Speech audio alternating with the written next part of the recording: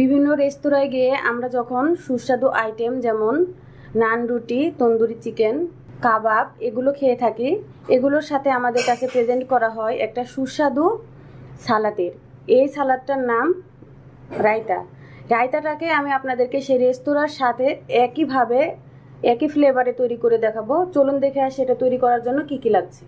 Tomato কুচি half cup, শসা কুচি হাফ কাপ, পুদিনা পাতা ফ্রোজেন করে রেখেছিলাম আমি কিছু নিয়ে নিয়েছি সামান্য আমার উপাদান অনুযায়ী, গোলমরিচ গুঁড়া হাফ চা চামচ, বিট লবণ 1 চিমটি, তেলে নেওয়া জিরার গুঁড়া 1 চিমটি, ধনিয়া পাতা কুচি 2 টেবিল চামচ, টক দই লাগছে 2 টেবিল চামচ। এখন এর পুরো প্রস্তুত প্রণালীতে চলে যাচ্ছে।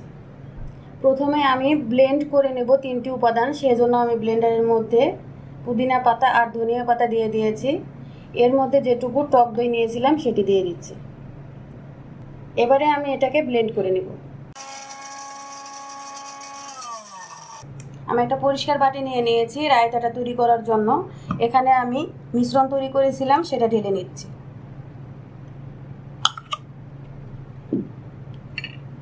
এর মধ্যে দিয়ে দেব শসা কুচি, টমেটো কুচি, গোলমরিচ গুঁড়া, বিট লবণ,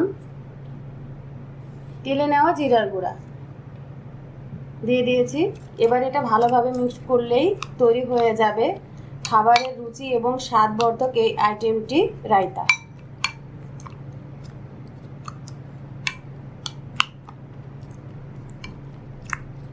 একটু সময় নিয়ে খুব ভালোভাবে মিক্স করতে হবে যতক্ষণ পর্যন্ত টমেটো আর শসাগুলো নরম নরম হয়ে যাচ্ছে না। তৈরি হয়ে গেল রেস্তোরাঁর স্বাদে রায়তা। আপনারা অবশ্যই বাসায় ট্রাই করবেন। আমরা যখন একটু ভিন্নধর্মী খাবারের আইটেম করি, যেমন তন্দুরি চিকেন, তারপরে কাবাব, এগুলোর সাথে এটা খুব ভালোভাবে মানিয়ে যায়।